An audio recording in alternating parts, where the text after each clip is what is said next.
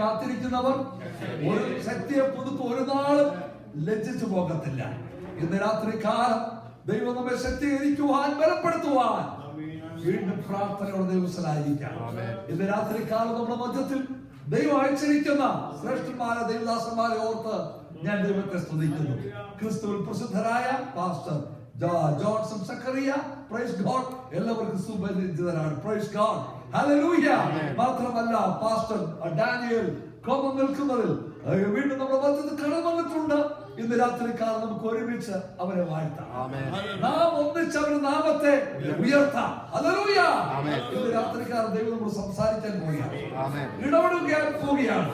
വളരെ പ്രാർത്ഥനയോടും ദൈവാശ്രയത്തോടും ദൈവത്തിലായിരിക്കാം. പ്രാരംഭമായി കർത്താവിന്റെ ദാസൻ pastor Johnson Zacharia അടുത്ത 1/2 മണിക്കൂർ ദൈവത്തെ ശുശ്രൂഷിക്കും. പ്രാർത്ഥന ദൈവത്തിലായിരിക്കാം. തുടർന്ന് കർത്താവിന്റെ ദാസൻ പാസ്റ്റർ ഡാനിയൽ കൊണ്ടു നിൽക്കുന്നതിൽ വയലത്ത് ശുശ്രൂഷിക്കും. ദൈവമായ കർത്താവ് നമ്മെ സഹായിക്കാം.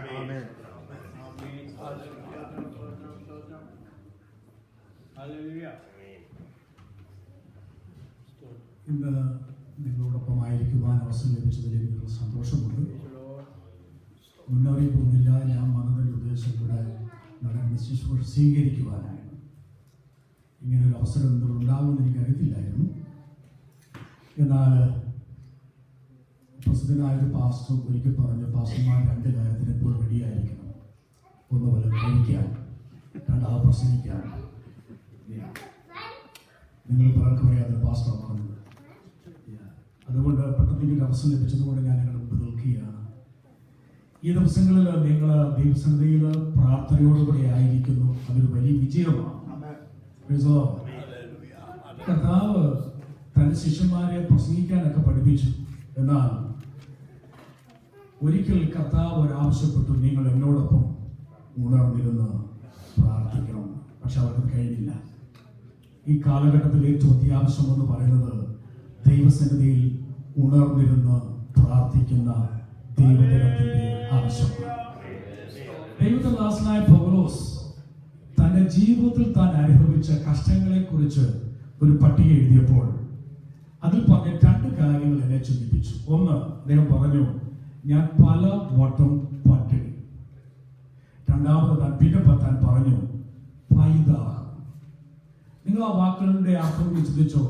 പലവട്ടം പട്ടിണി കടന്നു പറഞ്ഞാൽ ഇവിടെ ഇരിക്കുന്ന എൻ്റെ പ്രായം അനുഭവങ്ങളൊക്കെ അറിയാം പട്ടിണി എന്താണ്. അങ്ങനൊരു കാലം പണ്ടൊക്കെ നമ്മുടെ ചെറുപ്പത്തിൽ ഉണ്ടായിരുന്നു. പ്രത്യേകിച്ച് സുവിശേഷ വേലയിൽ ഫേസ്ബുക്കിൽ വളർന്ന കുഞ്ഞുങ്ങൾക്കും അതുള്ളവർക്കും അതറിയാം പട്ടിണി എന്താണ്. എന്നാൽ പൈതാഹം എന്ന് പറഞ്ഞാൽ എന്താ? പൈതാഹം നിങ്ങൾക്ക് അതിന്റെ ഇംഗ്ലീഷ് ബൈബിൾ നോക്കിയാൽ അറിയും. ആ പൈതാഹം എന്ന വാക്കിന് കൊടുത്തിരിക്കുന്നത് ഫാസ്റ്റിംഗ് എന്ന വാക്കാണ്. ഫാസ്റ്റിംഗ്. പൈതാഹം എന്ന വാക്ക് വാസ്തവത്തിൽ ശരിയായ മലയാളമല്ല. നമുക്കറിയാമല്ലോ, മലയാളം ബൈബിൾ ട്രാൻസ്ലേറ്റ് ചെയ്തപ്പോൾ കൂടുതൽ തമിഴരാണ്. അതുകൊണ്ട് അതിനകത്ത് ഒത്തിരി തമിഴ് ചൊവ വന്നിട്ടുണ്ട്. ആ തമിഴ് ചൊവയിൽ വന്നപ്പോൾ പൈതാഹം എന്ന് പറഞ്ഞാൽ, പൈ എന്ന് പറഞ്ഞ ബിഷപ്പ്, ബിഷപ്പിന് വേണ്ടിയുള്ള ആർത്തി. അപ്പൊ പൗലോസ് പട്ടിണി കിടന്നു. കൂടാതെ ഭക്ഷണം ഉണ്ടായിരിക്കുമ്പോൾ തന്നെ തന്റെ ആത്മഭാരം, സഭകളെ കുറിച്ചുള്ള ഭാരം, താൻ അനുഭവിക്കുന്ന പ്രശ്നങ്ങൾ ഇതെല്ലാം കടന്നു വന്നപ്പോൾ ഭക്ഷണം മാറ്റിവെച്ചേച്ച് വിശപ്പ് സഹിച്ചുകൊണ്ട് ദൈവത്തിന്റെ സന്നിധിയിൽ കാര്യങ്ങൾ ദൈവത്തോട് പറയുവാനും പ്രശ്നങ്ങൾക്ക് പരിഹാരമുണ്ടാകുവാനും ദൈവത്തിൽ സമയം ചെലവഴിച്ച, ഉപവസിച്ച, പ്രാർത്ഥിച്ച പൗലോസ്, അതുപോലെ അപ്പോസ്തലന്മാർ, അതുപോലെ ശ്രേഷ്ഠന്മാരായ ദൈവദാസന്മാർ അനുഭവങ്ങളിൽ കൂടെ നമ്മെ പഠിപ്പിച്ച ഒരു വിഷയമാണ് ദൈവസന്നിധിയിൽ ഏകാഗ്രതയോട് പ്രാർത്ഥിക്കുന്നത് ജീവിതത്തിലെ ഏറ്റവും വിജയമാണ്. ഞാൻ നിങ്ങൾ ഒരു നേരം ആഹാരം കഴിക്കാതിരിക്കുന്നത് കൊണ്ട് ദൈവത്തിന് ഒരു പ്രയോജനമില്ല, ഒരു പ്രയോജനമില്ല. എന്നാൽ ഞാൻ തീരുമാനിക്കുക, അല്ലെങ്കിൽ നിങ്ങൾ തീരുമാനിക്കുക, എന്റെ ശരീരത്തിന് കൊടുക്കാവുന്ന എല്ലാ ഉല്ലാസങ്ങളും മാറ്റിവെച്ചിട്ട് ആ സമയവും കൂടെ ദൈവസന്നിധിയിൽ ഇരുന്നുകൊണ്ട് വ്യക്തികൾക്ക് വേണ്ടി, കുടുംബങ്ങൾക്ക് വേണ്ടി, ദേശത്തിന് വേണ്ടി, സഭയ്ക്ക് വേണ്ടി, രാജ്യങ്ങൾക്ക് വേണ്ടി, ഭൂഖണ്ഡങ്ങൾക്ക് വേണ്ടി ഇടവിടുന്ന് പ്രാർത്ഥിക്കുവാൻ തീരുമാനിക്കുന്നു എന്നൊരു വ്യക്തി ദൈവം തീരുമാനിച്ചാൽ ആ പ്രാർത്ഥനയ്ക്ക് ഒരു പ്രത്യേക അംഗീകാരം ദൈവസന്നിധിയിൽ നിന്നുണ്ടാകും. ഒരു വേദഭാഗം നിങ്ങളുടെ ഓർമ്മയിൽ കൊണ്ടുവരാൻ ആഗ്രഹിക്കുന്നു. യോഹന്നാന്റെ സുവിശേഷം 6-ാം അധ്യായം 6-ാം നമുക്ക് വായിക്കാം. Praise the Lord. ഇത് അവനെ പരീക്ഷിപ്പാനത്രേ ചോദിച്ചത്. Yes. താൻ എന്ത് ചെയ്യുവാൻ പോകുന്നുവെന്ന് താൻ അറിഞ്ഞിരുന്നു. ഞാനതിൽ നിന്ന് അത്യാവശ്യമായി പ്രാർത്ഥിക്കുന്ന ദൈവജനത്തിന്റെ വിശ്വാസത്തിന്റെ പ്രത്യാശയുടെ ആ ഉറപ്പിന് വേണ്ടി ചില കാര്യം ഓർപ്പിക്കുവാൻ മാത്രമാണ് ആഗ്രഹിക്കുന്നത്. അതിനകത്തുനിന്ന് ഒരു സെന്റൻസ് ഞാൻ നടത്തിയെടുക്കട്ട്. ഫിലിപ്പോസിനോട് കർത്താവ് പറഞ്ഞു, നീ നോക്കിക്കേ, പുരുഷാരം ഇരിക്കുന്നു, അവർ പല ദിവസങ്ങളായി ഭക്ഷണം കഴിക്കാതാണ് ഇരിക്കുന്നത്, അവർ പട്ടിണിയാണ്. നീ അല്ലെങ്കിൽ നിങ്ങൾ അവർക്ക് ഭക്ഷിപ്പാൻ കൊടുക്കണം. ഇത് സൺഡേ സ്കൂളിലൊക്കെ നമ്മൾ പഠിക്കുന്ന വിഷയം എനിക്കറിയാം, വളരെ സിമ്പിളാണ്. പക്ഷേ ഇന്ന് രാത്രിയിൽ ദൈവജനത്തിന്റെ ഹൃദയത്തിൽ ഈ വചനം ശക്തമായി ക്രിയ ചെയ്താലുണ്ടല്ലോ, നിശ്ചയമായ ഒരു വലിയ ദൂതനർത്ഥമുണ്ട്. നിങ്ങൾ അവർക്ക് ഭക്ഷിക്കാൻ കൊടുക്കണം. Praise the Lord. വാസ്തവത്തിൽ അവർക്ക് പോലും ആഹാരമില്ലാതിരിക്കുമ്പോൾ കർത്താവ് പറയാണ്, നിങ്ങൾ അവർക്ക് ഭക്ഷിക്കുവാൻ കൊടുക്കണം. എന്നെ ചിന്തിപ്പിച്ച വിഷയമൊന്നുമല്ല ഇത്. പൗലോസ് കർത്താവ് ഫിലിപ്പോസ് പറഞ്ഞത്, അവന്റെ അടുത്ത വാക്യം ശ്രദ്ധിക്കൂ, അവനെ പരീക്ഷിക്കുവാനാവും. എന്നാൽ അടുത്ത സെന്റൻസ് അത് അവന്റെ രാത്രി ചിന്താവിഷയം. നമ്മുടെ കർത്താവ് എന്ത് ചെയ്യാൻ പോകുന്നുവെന്ന് ഫിലിപ്പോസിന് അറിയത്തില്ല, എന്നാൽ കർത്താവിന് അറിയാം. ഇന്ന് രാത്രിയിൽ നമ്മുടെ മുമ്പിൽ നിന്നിക്കുന്ന പ്രശ്നങ്ങളുടെ നടുവിൽ എന്ത് ചെയ്യണമെന്ന് നമുക്കറിയത്തില്ലെങ്കിൽ, എന്ത് ചെയ്യണമെന്ന് അറിയുന്ന അധികാരമുള്ള കഴിവുള്ള ശക്തനായ ഒരു കർത്താവ് നമുക്ക് വേണ്ടി ഉണ്ട് എന്നുള്ള യാഥാർത്ഥ്യം നാം മനസ്സിലാക്കുന്നെങ്കിൽ, ഏത് പ്രശ്നങ്ങൾ കടന്നു വന്നാലും, മരുഭൂമിയുടെ അവസ്ഥയെല്ലാമായിരുന്നാലും, ഓരോ നേരത്തിലെ ആഹാരത്തിന് പോലും നിർവാഹമില്ലാതെ വന്നാലും, എന്നോടും നിങ്ങളോട് സംസാരിക്കുന്ന വ്യക്തി കർത്താവാണെങ്കിൽ അറിഞ്ഞോളൂ, ഈ കർത്താവിന് അറിയാം എന്റെ ആവശ്യം എന്താണ്, നിങ്ങളുടെ ആവശ്യം എന്താണ്, നമ്മുടെ പ്രശ്നം എന്താണ് എന്നറിയാവുന്ന കർത്താവ് എന്ത് ചെയ്യുവാൻ പോകുന്നുവെന്ന് മുൻകൂട്ടി അറിഞ്ഞിരിക്കുന്നത് കൊണ്ട് ഏതെങ്കിലും വാക്കുകൾ നമ്മൾ കേൾക്കുമ്പോൾ ഭയപ്പെട്ട് പുറകോട്ട് പോകേണ്ട ആവശ്യമില്ല. നമ്മൾ പലപ്പോഴും നമുക്കുള്ള പരാജയം എന്ന് പറയുന്നത്, എന്നോട് നിങ്ങളോട് സംസാരിക്കുന്ന വ്യക്തി ആര്, ആ കർത്താവ് ആരെന്ന് അറിയാത്തത് കൊണ്ടാണ് നമ്മൾ പലപ്പോഴും നിരാശപ്പെട്ടു പോകുന്നത്. ഇതിനകത്ത് ഓർത്തു നോക്കിയേ, നിങ്ങളുടെ കഴിഞ്ഞകാല ജീവിത അനുഭവങ്ങളിൽ നിങ്ങൾ പോലും ചിന്തിക്കാത്ത നിലയിൽ കടന്നുപോയ സാഹചര്യങ്ങളിൽ എത്ര പ്രാവശ്യമാണ് നമുക്ക് വേണ്ടി കർത്താവ് സംസാരിച്ചത്, നമുക്ക് വേണ്ടി കർത്താവ് പ്രവർത്തിച്ചത്. അത് ഓർത്തിട്ട് ദൈവത്തിന് മഹത്വം കൊടുക്കുവാൻ നമ്മുടെ മനസ്സിൽ തീരുമാനവും ആ സമർപ്പണം ഉണ്ടാകുന്നെങ്കിൽ, ഇന്ന് രാത്രിയിലും ഇവിടെ വന്നിരിക്കുന്നവരുടെ ആവശ്യം എന്താണ്, അത് അനുസരിച്ച് പ്രവർത്തിപ്പാൻ കഴിവുള്ള നമ്മുടെ കർത്താവ് നമ്മെ സഹായിക്കും എന്നതിന് യാതൊരു സംശയമില്ല. നമ്മുടെ കർത്താവ് അറിയാം എന്ത് ചെയ്യണം. ഫിലിപ്പോസ് വിഷമിച്ചു പോയി. ഫിലിപ്പോസ് വിഷമിച്ചു പോയി. ഇവർക്ക് ഇത്രയും പേർക്ക് ഒരു പക്ഷെങ്കിൽ നിങ്ങൾ പലരും കേട്ടതുപോലെ അദ്ദേഹമാണോ സഭയുടെ ട്രഷറർ എന്ന് അറിയത്തില്ല. പെട്ടെന്ന് ഞാൻ കണക്ക് കൂട്ടി ഉള്ള ഫണ്ട് എടുത്ത് 200 വെള്ളിക്കാശുണ്ട്. അതിൽ അപ്പം വാങ്ങിച്ചാൽ ഇവർക്ക് തികയത്തില്ല. നമ്മൾ ഓർക്കണം, അത് നമ്മുടെ കഴിവുകേടാണ്. എന്റെ നിങ്ങളുടെയും കഴിവും അറിവും എന്നൊക്കെ ഒത്തിരി ലിമിറ്റഡ് ആണ്. നമുക്ക് ചെയ്യാവുന്ന പരമാവധിയുണ്ട്. ഞാൻ കഴിഞ്ഞ ദിവസം ഇങ്ങനെ 23-ാം സങ്കീർത്തനം പഠിച്ചിരുന്നപ്പോൾ എന്നെ ചിന്തിപ്പിച്ചൊരു വിഷയം, മനുഷ്യ ആരെങ്കിലും നമുക്ക് കൂടി വന്ന ഉല്ലാസ് അല്ലെ 2 ഗ്ലാസ് വെള്ളം തരും. പക്ഷെ നമ്മുടെ കർത്താവുണ്ടല്ലോ, സ്വസ്ഥതയുള്ള വെള്ളത്തിന്റെ അരികത്തേക്ക് നടത്തുന്നവനാണ്. അളവില്ലാതെ നമ്മുടെ കർത്താവ് നമ്മെ സഹായിക്കുവാൻ കഴിവുള്ള ദൈവമായിരിക്കുന്നതുകൊണ്ട് ജീവിതത്തിൽ ദൈവമക്കൾ മനസ്സിലാക്കണം, ഏതൊക്കെ വ്യക്തികൾ കരങ്ങൾ പിൻവലിച്ചാലും ആരൊക്കെ നമ്മളെ വിട്ടുമാറിയാലും നമ്മൾ അറിയണം, നാം സേവിക്കുന്ന ദൈവത്തെ പോലെ ശക്തനായ വിശ്വസ്തനായ മറ്റൊരു ദൈവമില്ല. ആ ദൈവത്തിൽ എന്റെ നിങ്ങളുടെ ആവശ്യങ്ങൾ മനസ്സിലാക്കിയിട്ട് സാഹചര്യങ്ങളുടെ നടുവിൽ പകച്ചു നിൽക്കുമ്പോൾ ഓർത്തുകൊള്ളണം, നമുക്ക് വേണ്ടി എന്താണ് ചെയ്യേണ്ടത് എന്നറിയാവുന്ന ഒരു കർത്താവുണ്ട്.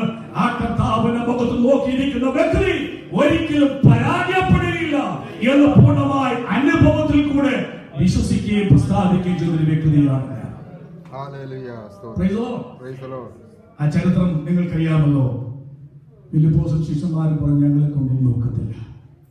പക്ഷേ അടുത്തപടി കർത്താവ് പറഞ്ഞു നിങ്ങൾ പോയി നോക്ക്. നിങ്ങൾ ഒന്നും ഒക്കത്തില്ല പറഞ്ഞ് സമയം കളയാതെ എന്ത് നിങ്ങളെ കൊണ്ട് ഒക്കുമെന്ന് നോക്കാൻ പറഞ്ഞു. അവർ പോയി നോക്കി. എന്ത് കണ്ടെന്നറിയാമോ? അവിടെ ഒരു ബാലകനുണ്ട്.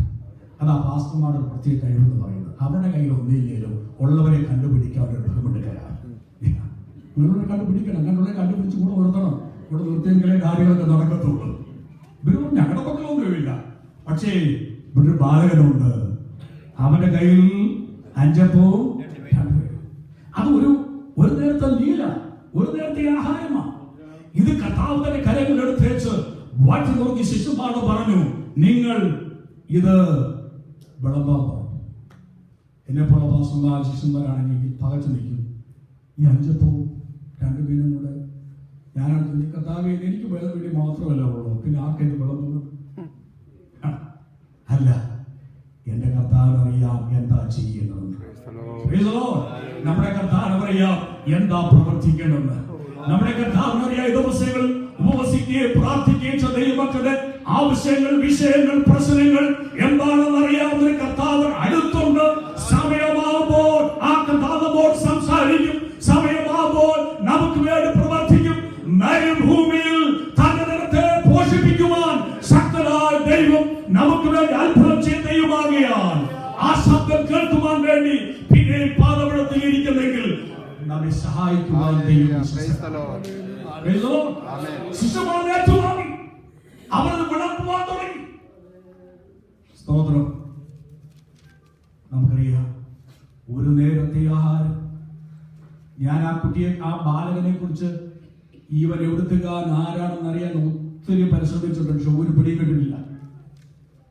ഇന്നത്തെ വല്ല സംഭവമായിരുന്നെങ്കിൽ സകല പത്രങ്ങളിലോ പേര് വന്നേ. എല്ലാവരുടെയും മീഡിയയിലും ഫേസ്ബുക്കിലും അവിടെ ഇവിടെ ഇതെല്ലാം വന്നേനെ. എന്നാൽ ഒരു കാര്യം പറഞ്ഞുള്ളൂ, ആ പേരറിയത്തില്ലെങ്കിലും ഇന്ന് നമ്മുടെ ആ ബാലകന്റെ കാര്യം പറഞ്ഞതിന്റെ കാരണമെന്ന് അറിയാമോ? തനിക്ക് തന്റെ അമ്മ കൊടുത്തു വിട്ടത് ആ ബാലകൻ യേശുവിന്റെ കയ്യിൽ കൊടുക്കുവാൻ മനസ്സ് വെച്ചപ്പോൾ.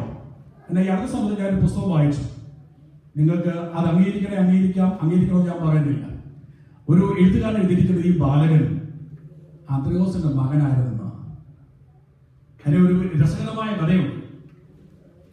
ഈ പയ്യൻ സൺഡേ സ്കൂളിലും ആരാധനയ്ക്കൊന്നും പോകത്തില്ല, കുഴപ്പമില്ല. ഇവൻ ഏറ്റവും ഇഷ്ടമുള്ള സാധനമായി അപ്പവും വീടും.